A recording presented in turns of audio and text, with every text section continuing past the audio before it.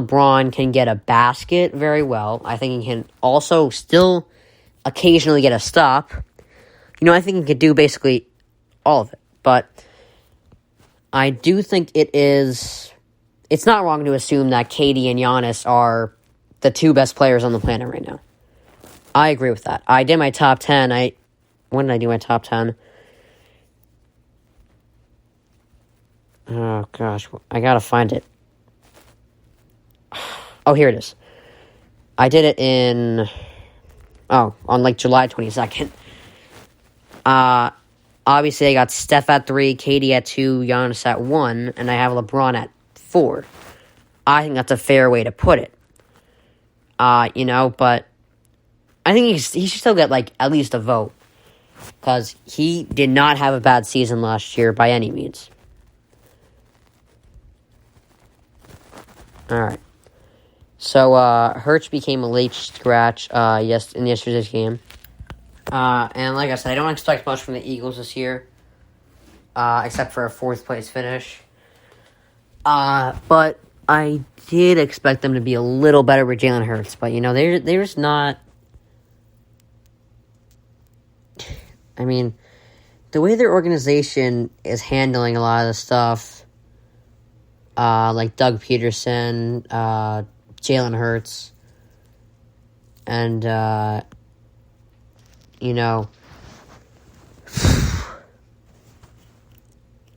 just don't think they're handling Jalen Hurts well at all. I feel like he should be put to more use. Who is the other quarterback option? I think you have to be either anywhere from a B+ to an A+ in these 4 categories. Have to have a B+ or A+ owner, a B+ to A+ GM, B+ to A+ coach, and B+ to A+ QB. Their owner has fell off a bit. I got him at a B-. Their coach, I have no idea, but right now he's a C to me. Their GM is... I don't really have an opinion on the GM, but he's probably a C+. And the quarterback, I have no idea. Probably a C+, B-. That's not a Super Bowl team. It's not even a playoff team. They just got to get their clown show together. The Eagles... way of running things I just don't understand.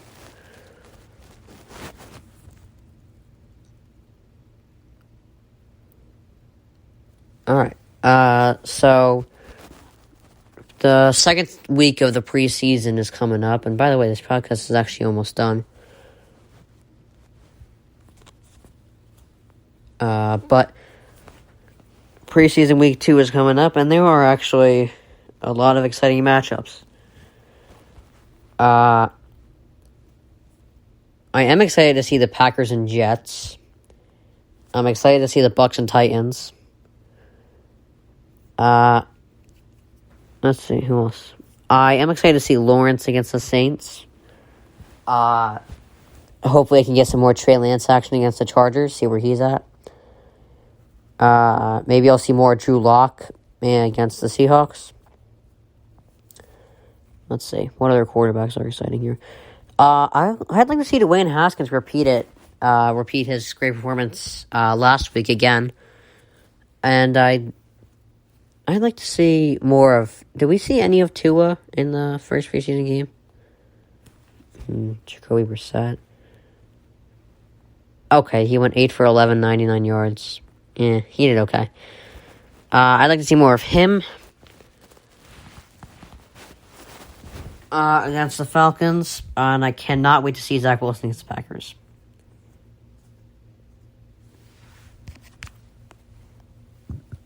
Alright, so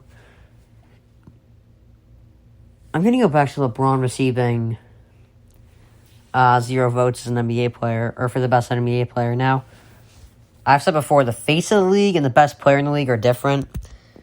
I mean, look at the 1970s. There was no face of the league. But you had a best player in the league, and that was Kareem. But he wasn't the face, you know why? Because he didn't talk to anyone. You know? Like, there were...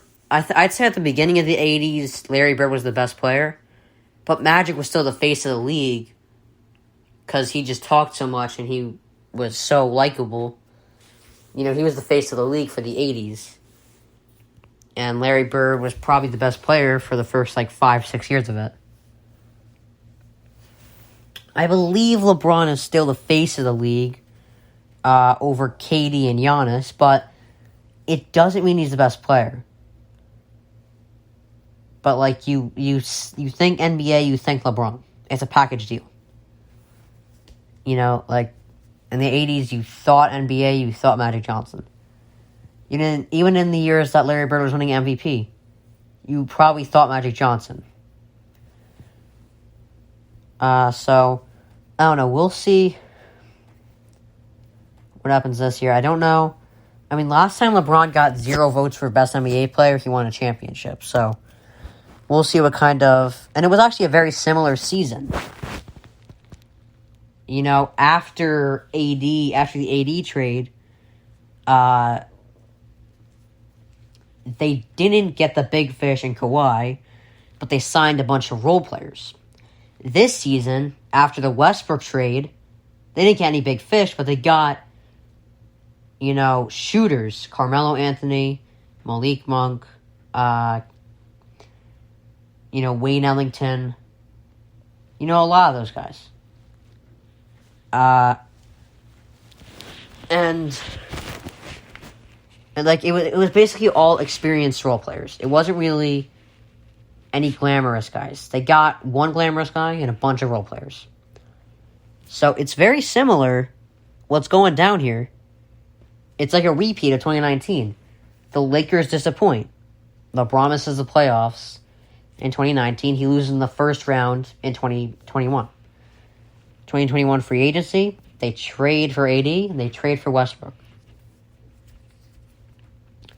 They don't get Kawhi, but they sign, nobody big, but shooters. Avery Bradley they went out and signed. They rally nicely. Danny Green at the time looked good. They got Rondo. They locked up McGee. They locked up Caldwell Pope. Cook was no one special, but he was a shooter. That's what a lot of these guys are. Oh, Troy Daniels, no one special, but a shooter. That's what a lot of this is.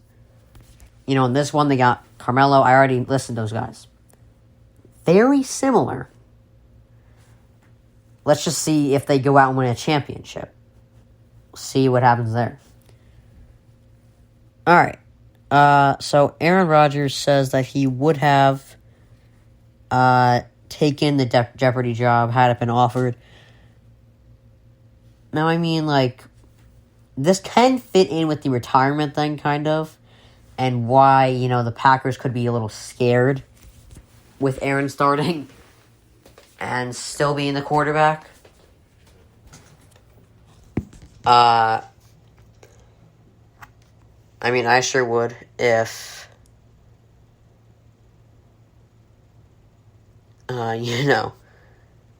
he was saying he's 50-50 on retirement. But,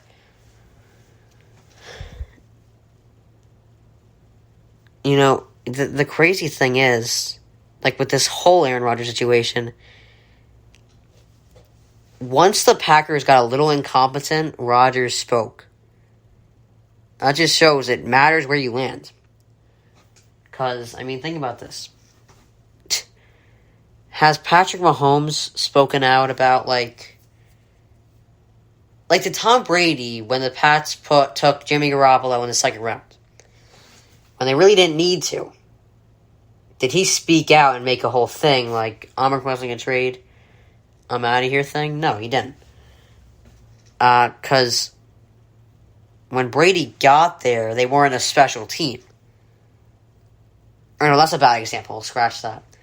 I bet, like, if Rodgers landed with a bad team like the Niners at the time, if he landed with the Niners in 2005, he'd be more used to incompetency, but, like, the Packers, he's used to them being competent and making good draft picks. So he was a little confused when they took a quarterback in the first round after trading up. He probably shocked with the other picks they made. A power running back, a blocking tight end, and obviously a quarterback. He never thought of them as incompetent until that point.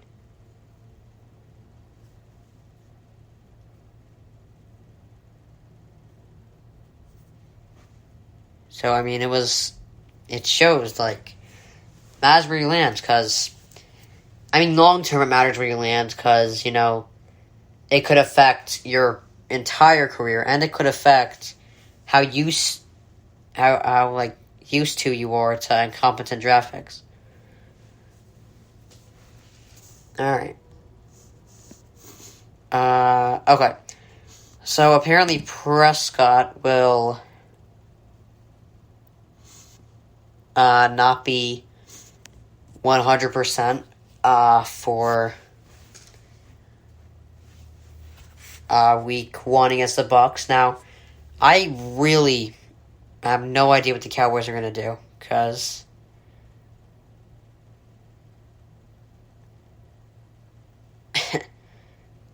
I don't know. Remember when they had, like, Ben DiNucci or whatever his name is against the Steelers and almost won? But, I'm not sure. If he's not going to be 100% week 1, why start him?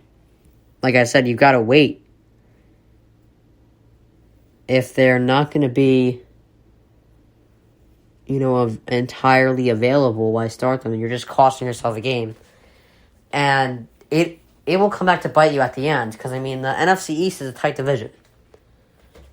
You can't just lose, because every team loses. And if you have more losses, you become the team that came in last in the NFC East. And that's just embarrassing. But if he's not 100%, don't use him. But I'm just really confused in this whole Prescott Cowboy situation. Alright. So NBA executives predicted not only that LeBron will not be the best player, but they also said they predicted the Eastern Conference and Western Conference Finals. And the finals, basically. Who will come out of the East? Brooklyn got 7 votes. Bucks got 2. In the West, the Lakers got 5. So they got Lakers Nets finals, and they got the Nets winning the finals. But they also, what I was interested in, they had the Warriors at 2 votes. I was also interested not to see the Clippers in there. Because I think the Clippers do have a shot. Because obviously they always have a shot. If this is the last year, I'm going to say they have a shot, though. If they can't win again, I'm just going to know them as a team that chokes in the playoffs, But the Warriors, I would watch out for, actually. Steph, last time they had a healthy team, they made the finals. And could have easily won if it weren't for a ruptured Achilles with Kevin Durant. Although, they lost him. And now just have Steph, Clay, and an emerging Andrew Wiggins. But I think you should watch out for them. I don't think they win the finals, but I think they can be a very dangerous team and can actually contend. All right. So Carl Lawson suffered a ruptured Achilles.